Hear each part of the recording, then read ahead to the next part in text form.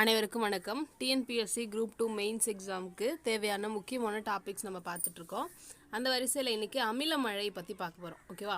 அமில மழைக்கு காரணம் என்ன அப்படின்னு பார்த்தீங்கன்னா ஒரு ரெண்டு வகையாக நம்ம காரணங்களை பிரிக்கலாம். ஒன்று வந்து இயற்கையால் உருவாகிற நச்சு புகை அப்படின்னு சொல்லிட்டோம், செயற்கையாக மனிதர்களால் அதாவது தொழிற்சாலைகளால் உருவாக்கப்படுற புகை அப்படின்னு சொல்லி ரெண்டு வகையான நச்சு புகைகளால் தான் அமில மழை உருவாகுது. இதில் இயற்கையாக உருவாகிற நச்சு புகை அப்படின்னு பார்க்கும்பொழுது எரிமலைகள் வெடிக்கும் இல்லையா? எரிமலை வெடிக்கும் பொழுது நம்மளுக்கு சல்ஃபர் டை ஆக்சைடு அப்படின்னு சொல்லப்படுற ஒரு நச்சு வாயு வெளியாகுது. அதுக்கப்புறம் மின்னல் இடி அந்த மாதிரி காலங்கள்லாம் பார்த்தீங்கன்னா நைட்ரஸ் ஆக்சைடு அப்படின்ற ஒரு கேஸ் வந்து ஃபார்ம் ஆகுது. இந்த ரெண்டுமே வந்து அமில மழைக்கு காரணமாக அமையுது. அடுத்து செயற்கையா அப்படின்னு பார்க்கும்பொழுது மனிதர்களோட பல்வேறு விஷயங்களால் உருவாகிற நச்சுக்கள் நம்ம பார்த்தீங்கன்னா வாகனத்தில் உருவாகிற புகை இதுக்கு எக்ஸாம்பிளாக சொல்லலாம். அப்புறம் தொழிற்சாலைகளில் ஆலைகளில் உருவாகிற புகையும் நம்ம என்ன சொல்லலாம் அப்படின்னா இதுக்கான காரணம் அப்படின்னு சொல்லலாம். ஓகேவா? ஃபஸ்ட்டு அமில மழை அப்படின்னா பேசிக்காக என்னன்னே தெரியல அப்படின்றவங்களுக்காக இது அமில மழைனா ஒன்றும் கிடையாது. அமில மழை அப்படின்றது நம்ம காற்றுல இருக்கிற சல்ஃபர் டை ஆக்சைடு அப்படின்னு சொல்லப்படுற வாயுக்கள், அதுக்கப்புறம் நைட்ரஸ் ஆக்சைடு அப்படின்னு சொல்லப்படுற வாயு, இது ரெண்டுமே வந்து என்ன ஆகும் அப்படின்னா காற்றுல இருக்கிற நச்சு புகை. இது என்ன பண்ணும் அப்படின்னா மழை வரும் காலங்களில் H2O அப்படின்னு சொல்லப்படுற நீர் கூட வினை புரியும். அப்படி வினை புரியும் பொழுது நம்மளுக்கு சல்ஃபியூரிக் ஆசிட், அதாவது H2SO4 அப்படின்றது தான் சல்ஃபியூரிக் ஆசிட்.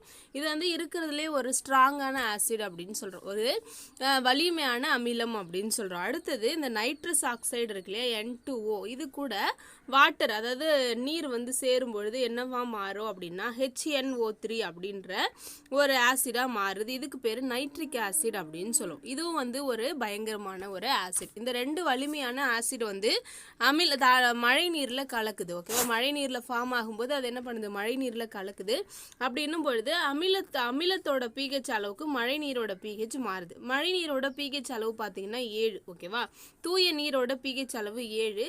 ஆனால் இதை விட கம்மியாக போச்சுன்னா நம்ம ஆசிட்னு சொல்லுவோம். pH இதை விட அதிகமாக போச்சுன்னா என்ன சொல்லுவோம், பேஸ்னு சொல்லுவோம். அப்போ அமிலத்தோட அந்த pH அளவு வந்து பார்த்தீங்கன்னா 1லேருந்து 5 வரைக்கும் இருக்குது அப்படின்னா அது வந்து ஸ்ட்ராங்கான ஆசிட் சொல்லுவோம். அப்போ மழை நீர் கூட சேர்ந்து இந்த சல்ஃபியூரிக் ஆசிடும் நைட்ரிக் ஆசிடும் உருவாகும் பொழுது அந்த மழை வந்து நீர் வந்து நம்மளுக்கு குடிக்கிறதுக்கு தகுதி இல்லாத நீர், அது மட்டும் இல்லாமல் நோய் உண்டாக்கும் நீர் அப்படின்னு சொல்கிறோம். இதோட விளைவுகள் அமில மழை வர்றதுனால என்னென்ன விஷயங்கள்லாம் ஏற்படுது அப்படின்னு பார்த்தீங்கன்னா மண் வளம் பாதிக்கப்படுது அப்படின்னு சொல்கிறாங்க.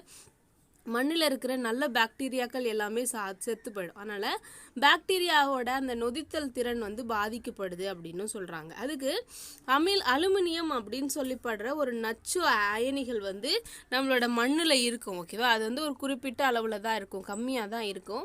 ஆனால் அமில மழை பெய்யும் பொழுது இந்த அலுமினியம் போன்ற நச்சு அயனிகளோட அளவு அதிகரிக்குது அப்படின்னு சொல்கிறாங்க. ஓகேவா? அதோட அந்த செறிவு வந்து அதிகரிக்குது. இதனால் அவசியமான கனிமங்கள் அப்படின்னு சொல்லப்படுற கனிமங்கள் தாவரத்துக்கு போகிறதில்ல. இப்போ தாவரத்துக்கு பார்த்தீங்க அப்படின்னா மெக்னீஷியம் அப்படின்ற தனிமம் ரொம்ப அதிகமாக தேவைப்படுது. அடுத்து சோடியம் அப்படின்ற தனிமம் தேவைப்படும். அதுக்கப்புறம் காப்பர் தேவைப்படும். இந்த மாதிரி நிறைய தனிமங்கள் வந்து அதுக்கப்புறம் பாஸ்பரஸ், பொட்டாசியம், இது மாதிரி விஷயங்கள்லாம் தாவரத்துக்கு அதிகமாக தேவைப்படுது. ஓகேவா?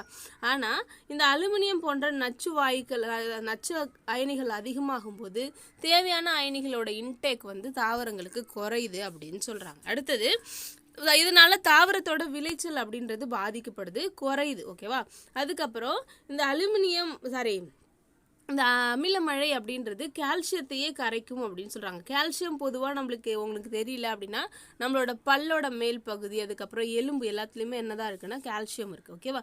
அப்போது அந்த வெள்ளை கலரில் இருக்கிற அந்த கால்சியம், சுண்ணாம்புல கூட என்ன இருக்குன்னா கால்சியம் கார்பனேட்டு தான் இருக்குது. ஓகேவா? அப்போ இந்த கால்சியத்தெல்லாம் வந்து கரைக்குது அப்படின்னு சொல்கிறாங்க. இதனால் குளிர் பகுதியில் இருக்கிற தாவரங்களுக்கு வந்து அந்த குளிரை தாங்குற தன்மை இல்லாமல் போகுது. பொதுவாக ஒரு தாவரத்துக்கு கால்சியம் சத்து கொடுத்தோம் அப்படின்னா எவ்வளோ குளிரையும் அதால தாங்க முடியும். ஆனால் கால்சியம் சத்து குறையும் பொழுது அது என்ன பண்ணுது, குளிருக்கு தாக்கு பிடிக்க முடியாமல் இறந்து போகுது அப்படின்னு சொல்கிறாங்க. அடுத்தது நீர்வாழ் உயிரினங்களும் இதனால் பாதிக்கப்படுது. ஏன் அப்படின்னா ஒரு ஆசிடில் ஒரு மீனை போட்டால் எப்படி இருக்கும், தாங்குமா? தாங்காது இல்லையா?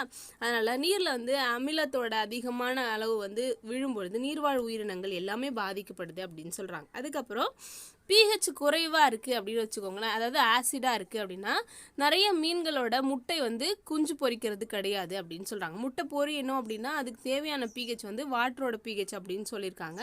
அப்போது pH வந்து குறையும் பொழுது முட்டை வந்து பொரியறது கிடையாது அப்படின்னு சொல்கிறாங்க. அடுத்து மார்பிள் அப்படின்னு சொல்கிறோம் இல்லையா, அதாவது சலவைக்கல். இந்த சலவைக்கல் வந்து கால்சியம் கார்பனேட்டால் ஆனது.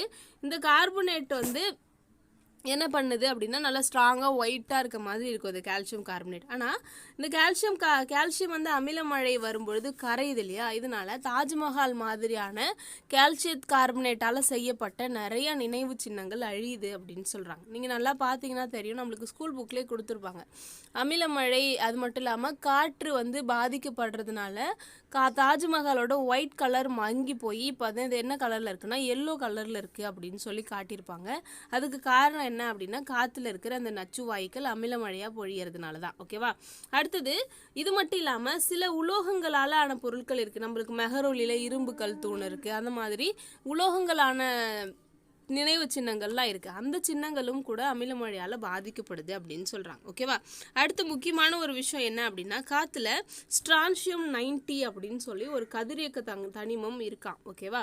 இது என்ன பண்ணுது அப்படின்னா செர்னோபில் அணு உலை விபத்தில் வெளியான முக்கியமான ஒரு கதிரியக்க தனிமமாக இது வந்து என்ன பண்ணும் அப்படின்னா மழை வழியாக பூமிக்கு வருது. பூமிக்கு வந்து என்ன பண்ணுது அப்படின்னா நம்மளோட விளைய வைக்கிற அரிசி கோதுமை இது எல்லாத்துலேயும் உள்ளே வந்துடுது அப்படின்னு சொல்கிறாங்க. அதை தானே நம்ம சாப்பிட்றோம். நம்ம சாப்பிடும்போது நம்மளோட எலும்புல வந்து இந்த ஸ்ட்ரான்சியம் 90 அப்படின்றது தங்கிடுது அப்படின்னு சொல்கிறாங்க நம்மளோட உடம்புல.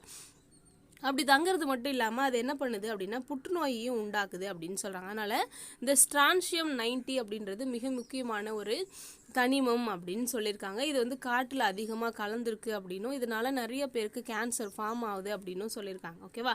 நீங்கள் எழுதும்போது இதெல்லாம் ஹைலைட் பண்ணி எழுதுங்க, ஏன்னா இது வந்து நியூஸ் பேப்பரில் வந்து கொடுத்துருக்காங்க. ஓகேவா. அப்போ நம்ம கரண்ட் ஈவெண்ட்ஸ் கூட நம்ம ரிலேட் பண்ணி எழுதும்போது நிறைய மார்க் கிடைக்கும். அதனால தான் இது கொடுத்துருக்கேன். நெக்ஸ்ட் வீடியோவில் பார்க்கலாம்.